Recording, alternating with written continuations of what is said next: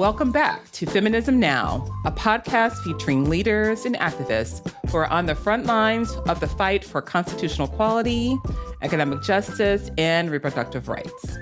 I'm Christian F. Nunez, the National President of the National Organization for Women. And as you probably know by now, the theme of this season is Women Leading Democracy. That leadership can take many forms, and one of them is pursuing economic justice. Civic equality for women and non-binary people can only come when we have economic equality too. That's why economic justice is one of NOW's core issues. Of course, we'd love to hear your thoughts. So please send us an email at feminismnow@now.org. And in the meantime, let's talk fair wages.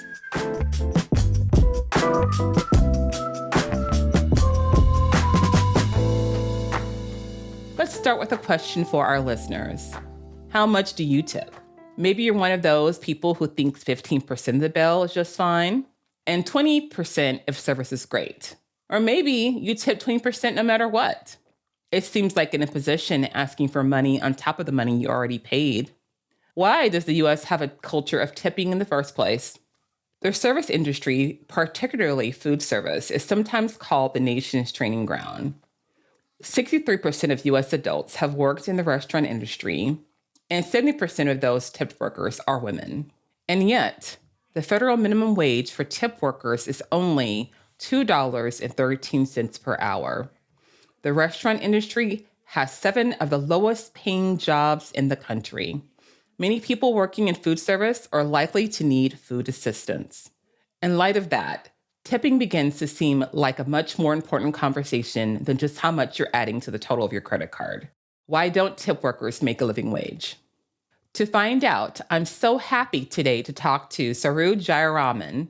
She's a co-founder and president of One Fair Wage, an organization fighting for all Americans to make minimum wage, no tips required. Saru, welcome. Thank you for having me. So first, I would like to get started. First of all, can you tell us a little bit more about the One Fair Wage campaign and how that gets started? I know it kind of started around the time of 9/11. Can you tell our listeners more about that? Absolutely. So on September 11th, there was a restaurant at the top of the World Trade Center, Tower 1, called Windows on the World. On that morning, 73 workers died in the restaurant and about 250 workers lost their jobs. In that one restaurant, 13,000 lost their jobs citywide. And we started a relief center for workers, first in New York, restaurant workers, and then all over the country, grew all over the country. And everywhere we went, workers would say, it's my wages, it's my wages, it's my wages. That's the problem. And when we looked at the government data, we learned why. The restaurant industry has been the largest and fastest growing private sector employer for decades, but it's been the absolute lowest paying employer for generations, dating all the way back to emancipation when the wage structure in the restaurant industry was created. And today, as a result of that legacy of slavery, we have a sub-minimum wage for tipped workers that is still just $2.13 an hour that affects a workforce that is overwhelmingly women, single moms, working as servers and bartenders in restaurants across America. So our mission is to raise all wages across the country and end these sub-minimum wages, like the sub-minimum wage for tipped workers, that forces a population of mostly women to have to tolerate a lot of harassment to get tips. Thank you for sharing that information with us, Saru. I think one of the strongest statements you make when you talk about the history of tip workers and the minimum wage is the history that talks about the legacy of slavery and that. And I don't think a lot of listeners know about that and how that has really gone back that far since emancipation of slavery. Could you tell us a little bit more about how that is directly tied to in our country to slavery and why this is still such a problem and shows the problem with parts of the structures of tip work and wages as we still see today?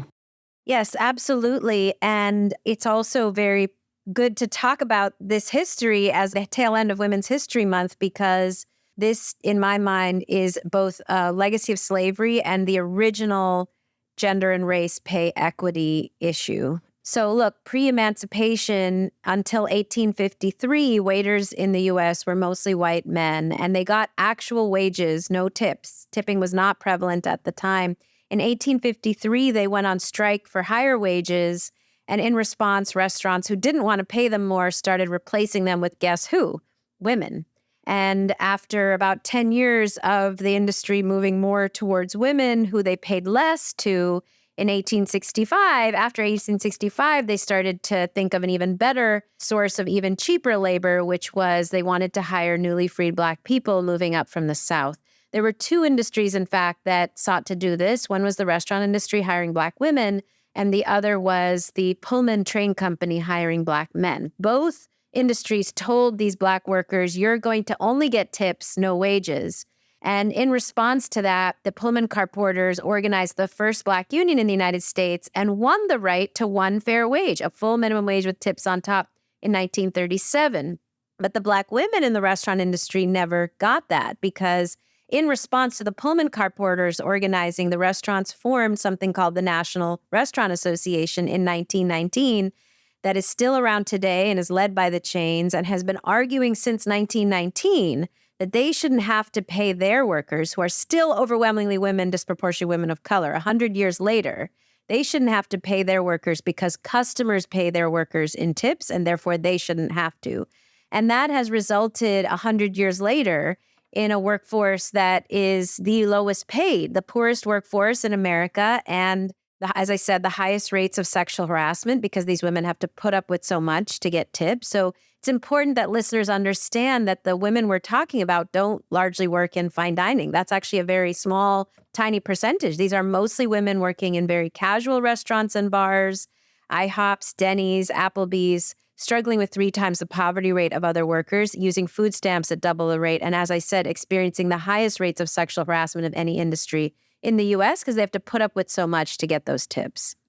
You bring up excellent points because one of the things I think is so very interesting when we think about this is truly like the fact that only the intersections between sexism, racism that we often talk about and see when we're talking about this struggle of oppression and discrimination, that once again, women and Blacks, and brown people were always the ones who were the most oppressed and discriminated against, but often women of color, right? That continue to we see perpetuate in these systems. But also the fact that we're also seeing that there's also the degradation and the disrespect and the lack of integrity and dignity that's shown what they have to deal with, to even try to earn livings. And then they're still faced and still working, even themselves below the poverty line a lot of times, just trying to earn a living. And we don't think about this. And they are often having to seek assistance even occur. And now we're seeing that there is even an increase in sub-minimum wage jobs. Why do you think that is? So as long as the restaurant industry gets this exemption that they get to pay workers a sub-minimum wage, every other industry is going to want that exemption. They're going to want to be able to pay people $2 as well.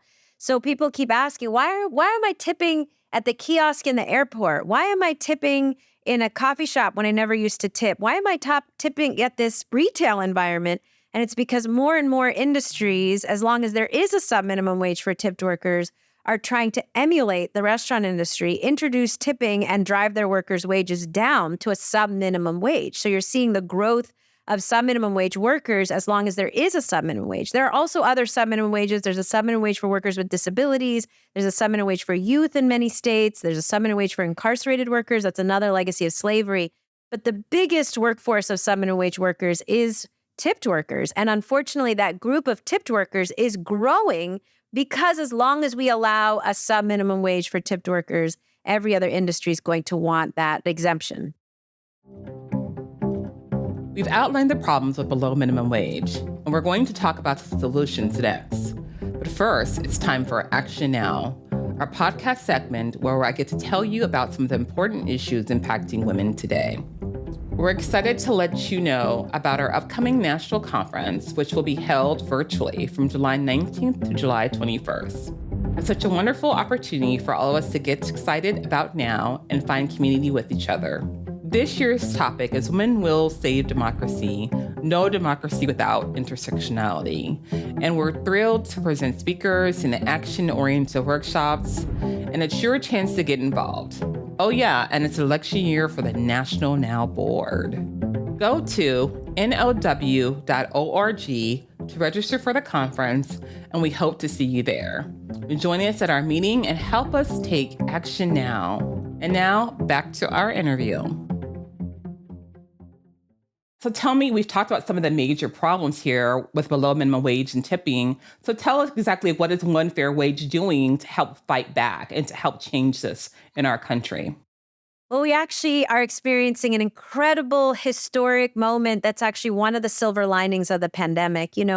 During the pandemic, things got really much worse than everything I've described. During the pandemic, workers reported that they couldn't get unemployment insurance because in most states they were told that some minimum wage was too low to qualify for benefits. Then they went back to work and they reported tips had gone down, sexual harassment had gone up. We had heard from so many women. I'm regularly asked, take off your mask so I can see how cute you are before I decide how much to tip you. And those horrific conditions, also so many workers being asked to enforce COVID protocols on the same people from whom they had to get tips.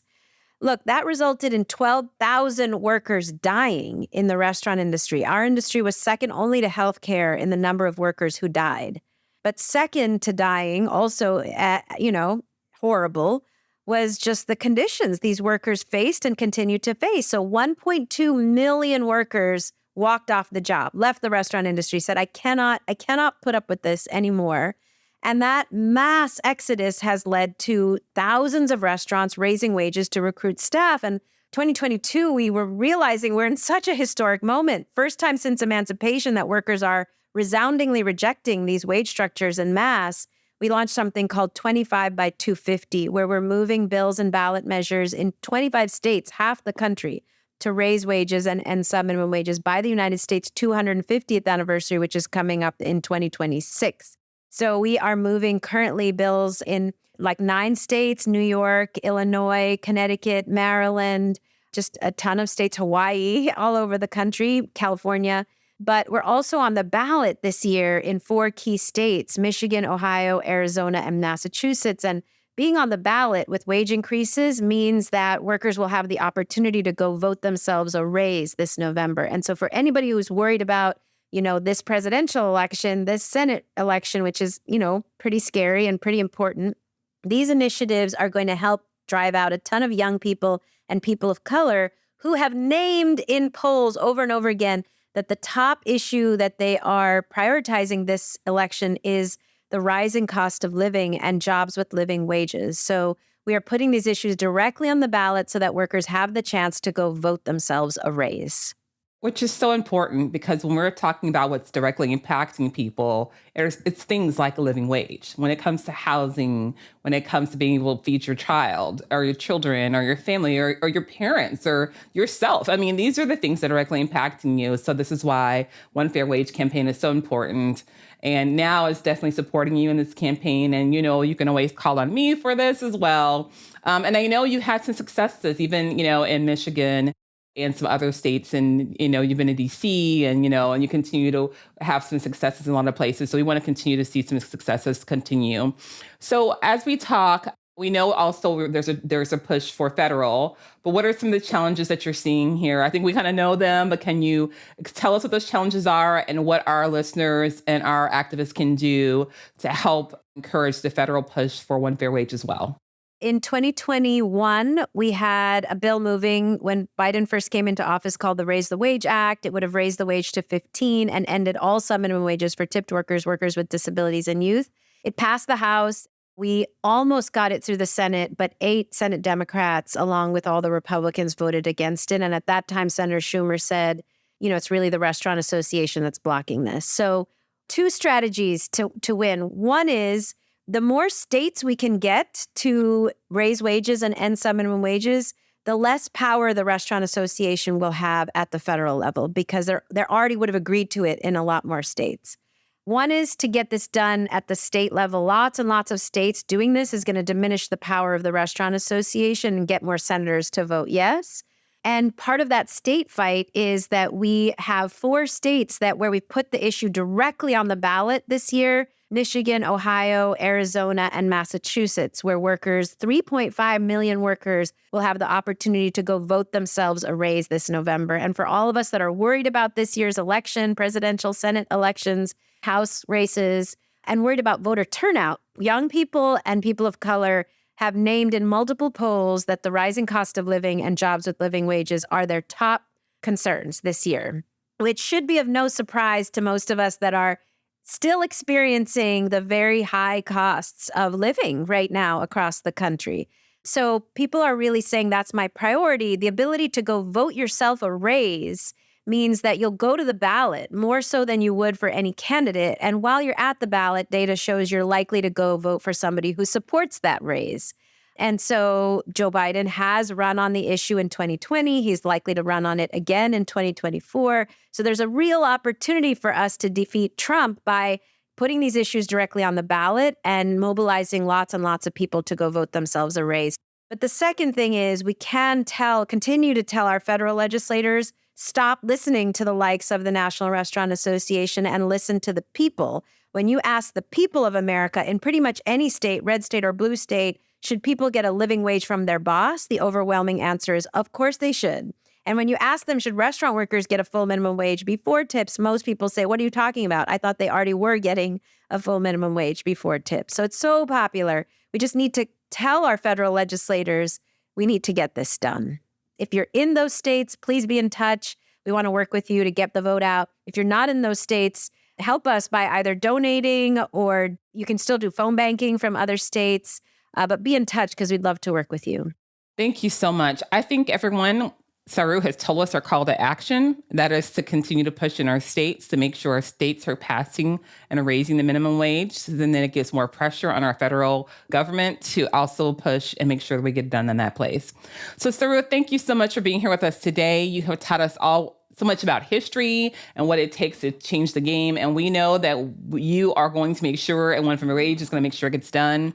So we thank you for your time. If you want to know more about the One Fair Wage campaign, where can they learn about that? You can go to www.onefairwage.org. All right, thank you. And I look forward to seeing more action, everyone getting involved. And we are going to get that wage raised because everyone deserves to be able to live a sustainable and healthy life. All right. Thank you, Saru. Thank you so much for having me. Thank you so much, Saru. And there you have it. This is how we get involved. And this is how we get our issues on the ballot to help us change our lives. Thank you. And let's get the One Fair Wage passed and pushed. Thank you, listeners, for being with us as we use season 2 of our podcast to showcase people making a real difference to women and their allies in our democracy.